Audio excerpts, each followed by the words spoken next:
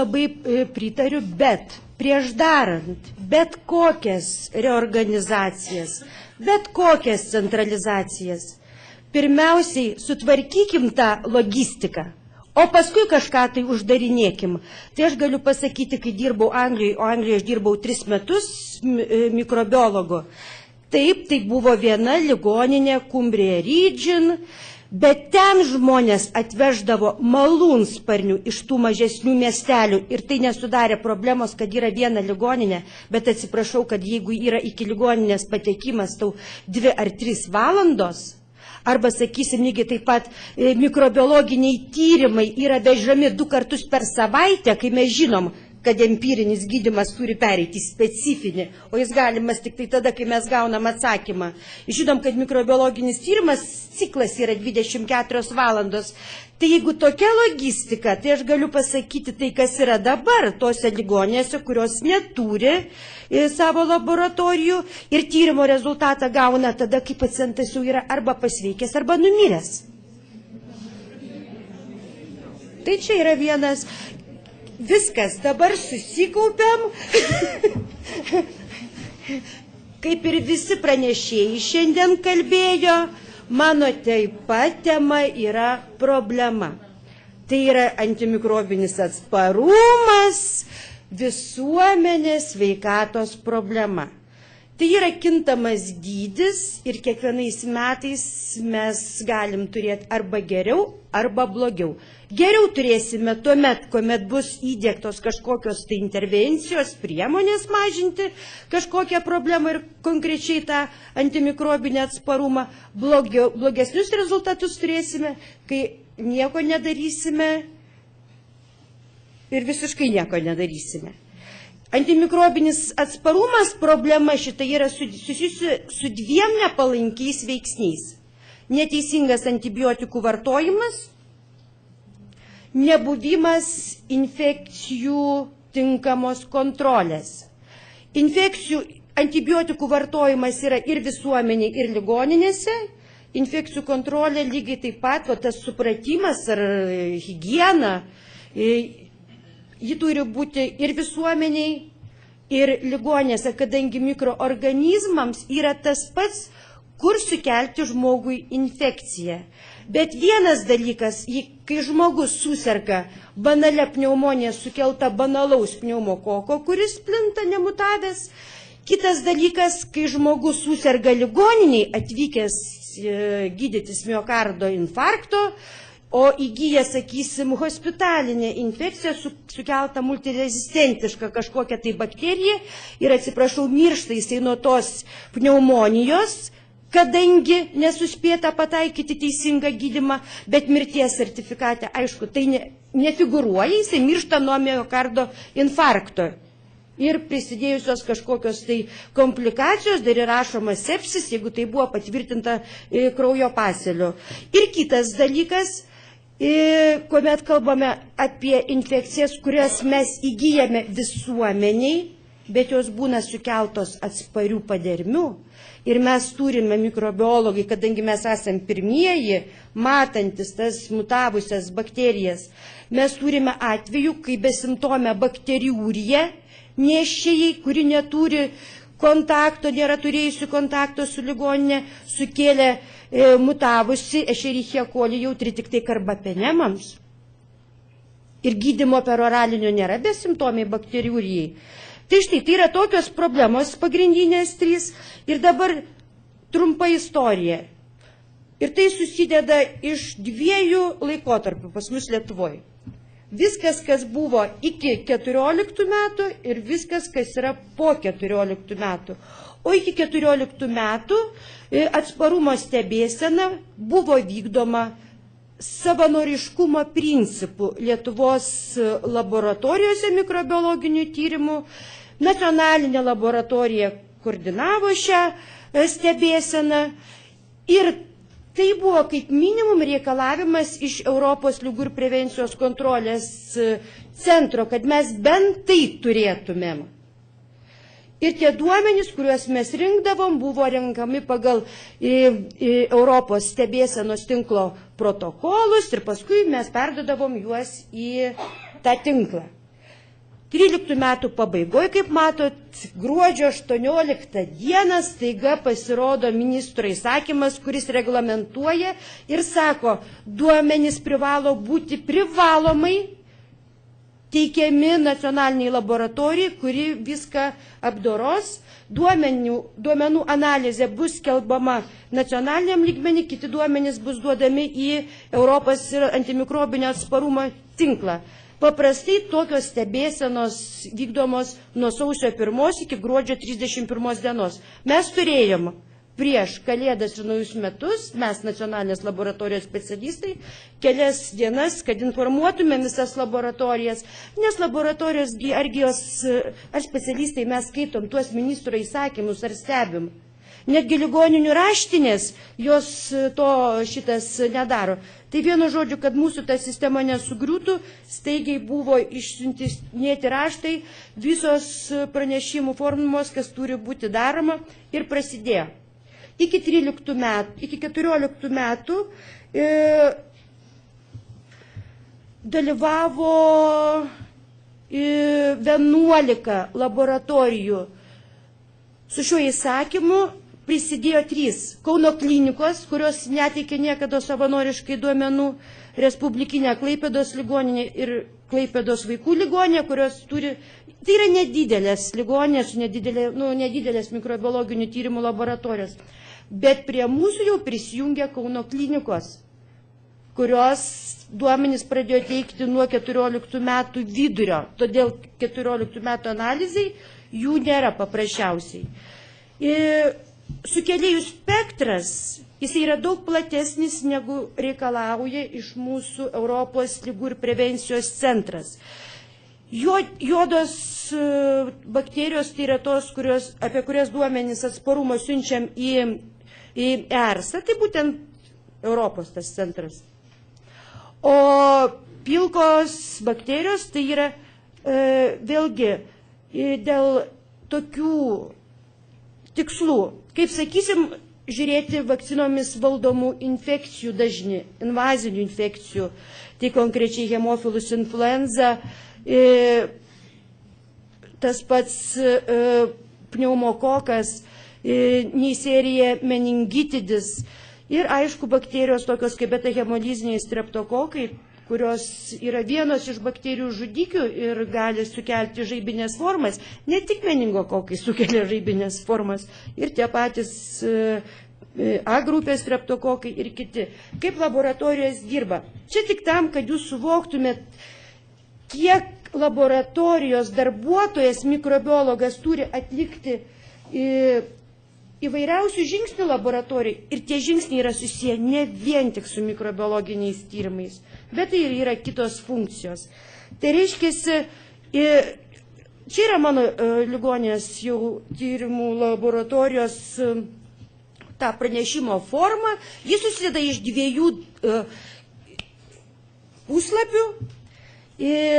Pranešimas jisai pildomas per 72 valandas ir turi būti išsiųstas į nacionalinę laboratoriją, siunčiama elektroniniu paštu pranešimas, nacionalinė laboratorija užkoduoja tiek ligoninę, tiek laboratoriją siunčiančią. Ligoninė ta, kuri gydėsi pacientas. Todėl atsparumo duomenys pas mus yra konfidencialūs. Ir dabar taip pat laboratorijos darbuotojas užpildo duomenys apie pacientą, pradedant gimimo diena, gimimo data ir visa kita. Tai vėlgi papildomas darbas, nes ne visada siuntimo lapeliuose būna tai nurodyta. Puiku, jeigu ligoniniai jau yra ligoninės informacinė sistema, gali prisijungti, bet ne visos ligoninės dar turi. Duomenys apie išaugintą sukėlėją, kada, koks tas sukėlėjas išaugintas. Ir čia yra platus antibiotikų sąrašas, kur laboratorija turi nustatyti jautrumą ir turi pranešti jautrumo ar atsparumo duomenis. Ir šitą visą užpildytą formą, jinai yra išsiunčiama į nacionalinę laboratoriją.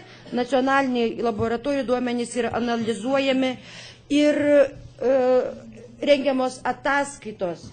Tai 14 metų ataskaita, jinai yra pasiekiama NVSPL tinklapyje ir tai yra ataskaita apie invazinės bakterijas ir jų atsparumas antimikrobiniams vaistams. Ir tai yra ataskaita apie dauginių atsparumų pasižyminčių bakterijų paplitimą Lietuvos laboratorijose. Lentelė yra ganėtinai komplikuota, 14 metai. Per metus mes užregistruojam vien tik tai apie 1500, gaunam pranešimus apie invazinės infekcijas, 1500 invazinių infekcijų ir kokie tie sukėlėjai yra, su kokiu atsparumu. Ir tai, kaip matot iš sąrašo, tai nėra visi, bet tai yra tos bakterijos, apie kuriuos duomenys mes perdodam į ERSA. Dažniausios bakterijos yra Escherichia coli, natūralu, dažniausios infekcijos šlapimo organų, pielonefritas, kuris būna kartu su bakteriemija.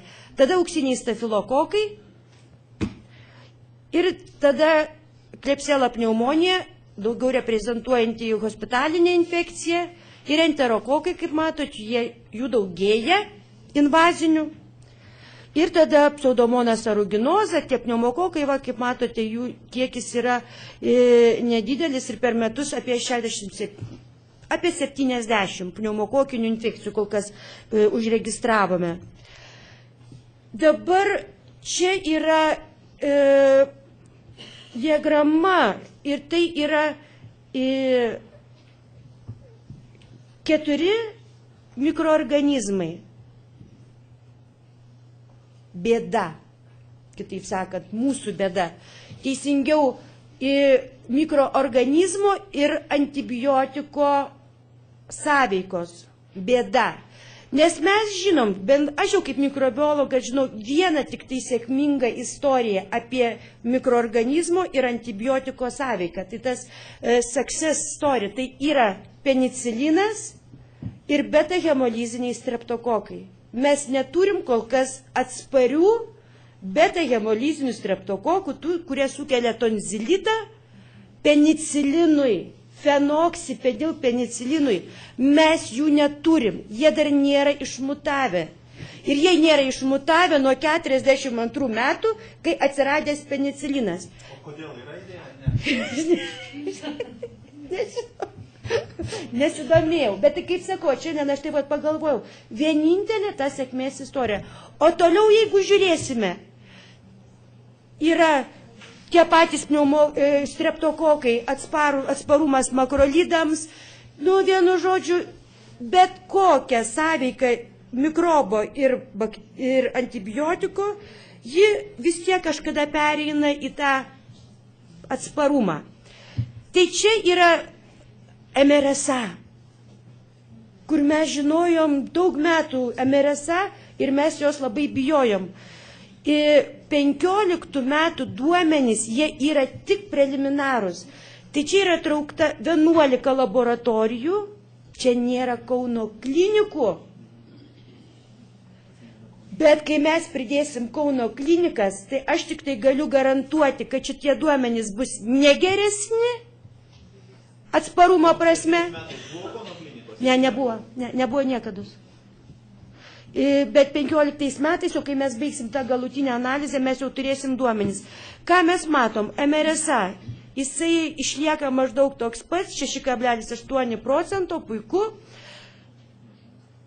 Atsparumas karbapenemams, pseudomonų, karbapenemų grupės antibiotikai, jūs kaip visuomenės sveikatos specialistai, jūs privalote, kaip sakė kolega, jūs privalote turėti bazinės žinias mikrobiologijoje arba apie infekcinių ligų sukėlėjus.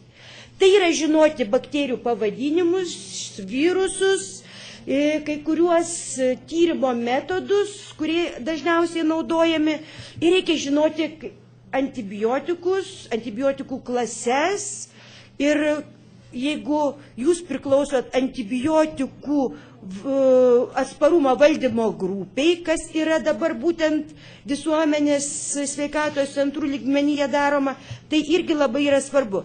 Tai štai, karbapenemams atsparumas pseudomonas aeruginoza, jis yra didėjantis. Šitą juostą reiškia Klebsiella pneumonija atsparumą 3 kartos cefalosporinams. Tai reiškia, po šito yra tik tai nebent karbapenemai. O čia yra 2 metų duomenys mūsų Acinetobacter baumane. Reiškia, jeigu pernai metais mes 70% turėjom atsparių karbapenemam, jau šiais metais 80%, čia nėra Kauno klinikų. Acinetobacter. Jūs nežinot, ką jinai sukelia. Ji gali sukelti beleką, tai yra hospitalinė padermė, kur, aš paskui parodysiu jums truputėlį tos duomenys, bet tai nėra virulentiška bakterija, jinai gali sukelti sepsį, jeigu bus intraveninis kateteris, jinai gali sukelti ventiliuojamiems žmonėms plaučių uždegimą, šlapimo organų infekcijas, žaizdos infekcijas, tai yra hospitalinė padermė. Dabar atsparumas Klebsiella pneumonija, čia va tie visi žemėlapiukai, kuriuos laiks nuo laiko spausdina, publikuoja Europos lygų kontrolės centras. Atsparumo duomenys dabar Europos ERSAS 15 metų duomenys paskelb 17 metų pradžioje. Bet mes turim savo nacionalinę jau stebėseną ir mes jau turėsime tos duomenis balandžio 1 dekadą. Galiu iš karto paklausti, daktarė, ar čia dėl to, kad blogai pas mus, ar dėl to, kad gerai registruojame? Jūs, ar kad blogai kiti dirba? Matot, aš pasakysiu taip, kai kalbam apie atsparumą, tai yra tendencija. Ir jeigu mes kalbam apie hospitalinių infekcijų sukelių atsparumą, mes turim tą tendenciją, kad mes esam vis raudonesni.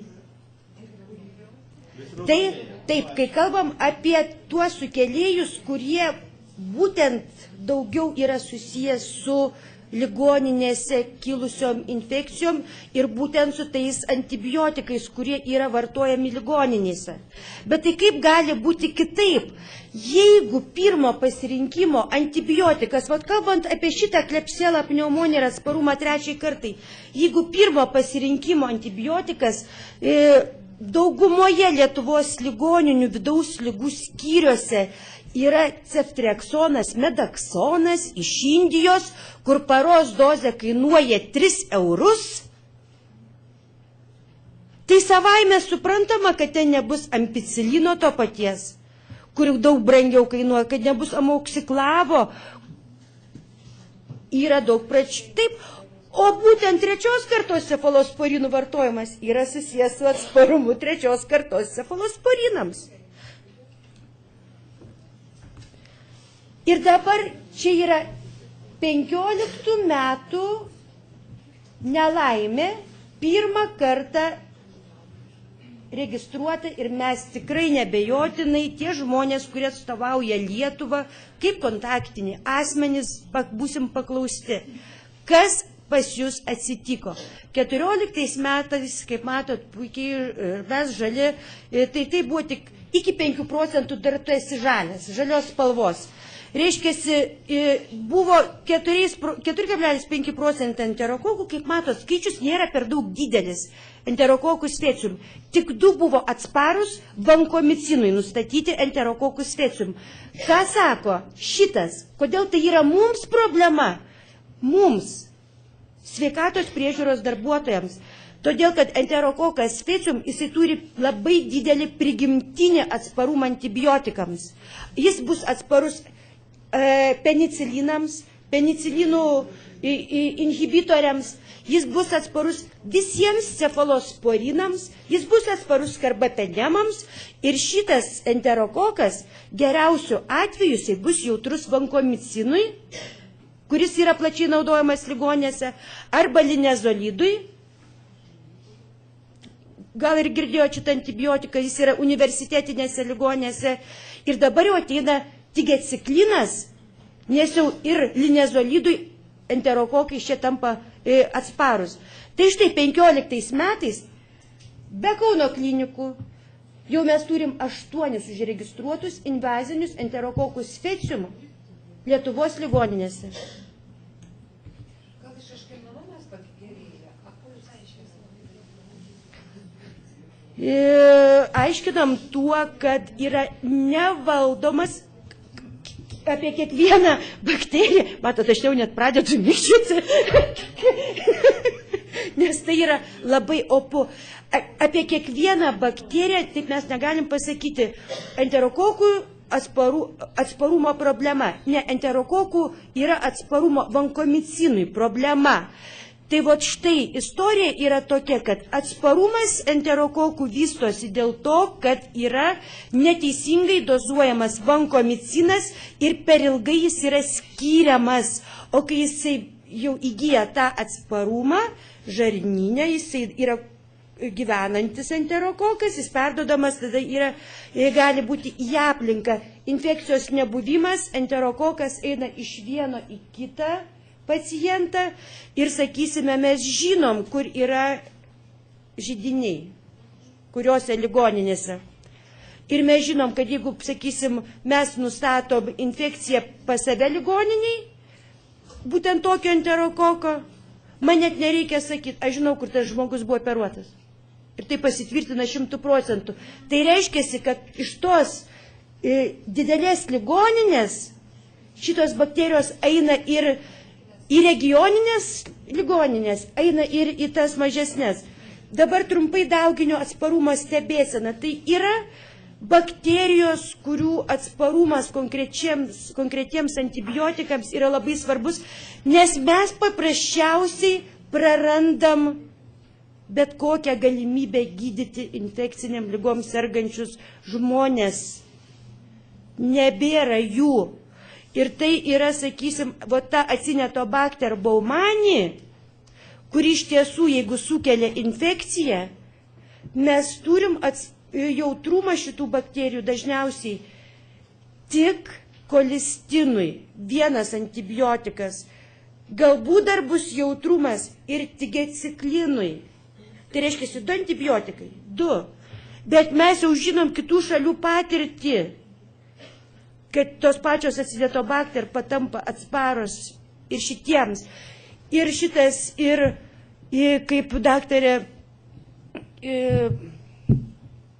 tuberkuliozės Davidavičienė sakė, kad pas juos problemas yra su extensively resistant mikobakterijų tuberkuliozės. Mes kalbam apie pan-resistance, kai nėra nei vieno antibiotiko. 15 metai 16 laboratorijų siuntė kultūras. Čia jau ligoninės laboratorija pagal sąrašą. Jeigu nustato tyriamoji medžiagoje, kultūrą siunčia nacionalinė tam, kad patvirtintų atsparumą. O čia ir dirba nacionalinė molekulinės biologijos skyrius, kur patvirtina genais atsparumo mechanizmą. Tikrai yra tai ar netikrai? Nu ir mes labai šitas ir nustebome ir visa kita, pasirodo, kad mes turim ir privačių laboratorijų, kurias teikia mikrobiologinės paslaugas būtent su šiuo ministro įsakymu. Sakysim, Antėja teikia, dabar šiais metais daro tyrimus Marijampolės ligoniniai ir jie keičiasi. Nes pernai metais šį Marijampolį darė visuomenės sveikatos nacionalinė laboratorija Kauno skyrius. Mums sunkus šitas irgi sugaudyti, o medicina praktika iš viso po visą Lietuvą važinėja. Ir vienus tyrimus daro Santariškėse, kitus Mažeikiuose, kitus ten, bet jos daro ligoninėse besigydantiems pacientams tyrimus. Ir čia yra paskutinė lentelė. Svarbiausios bakterijos. Kadangi jūs, kaip matot, mes esam bordiniai su Klebsiella pneumonija atsparumu 3. kartos cefalosporidams, mes žinom, kad kuo daugiau tokių atsparių bakterijų yra, tuo daugiau bus naudojama karbapenemu. Kuo bus daugiau naudojama karbapenemu, tuo daugiau bus šitų bakterijų atsparių ir karbapenemams. Ir ką mes turim?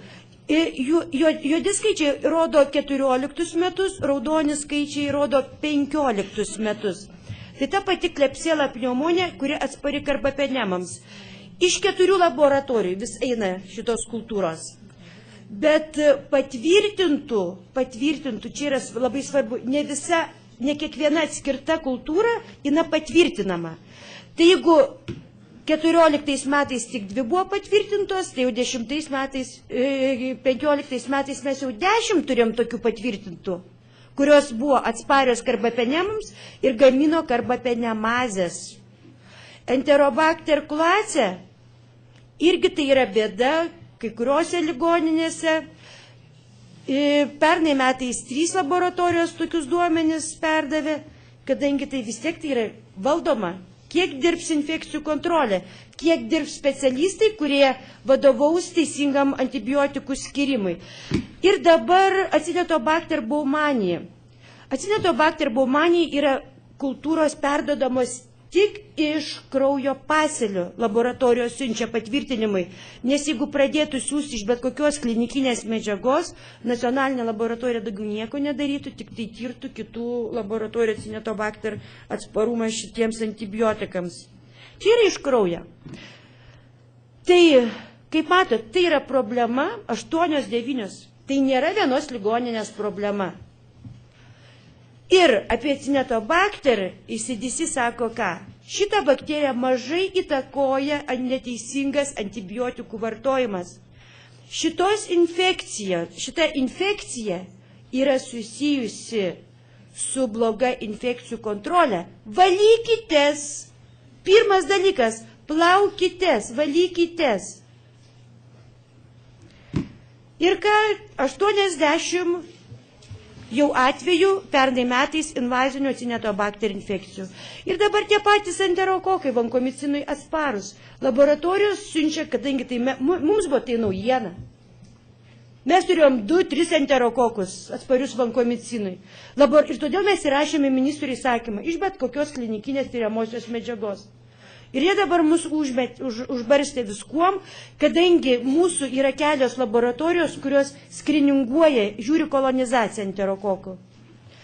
Tai, kaip matot, problema ne visose, keliose ligoninėse.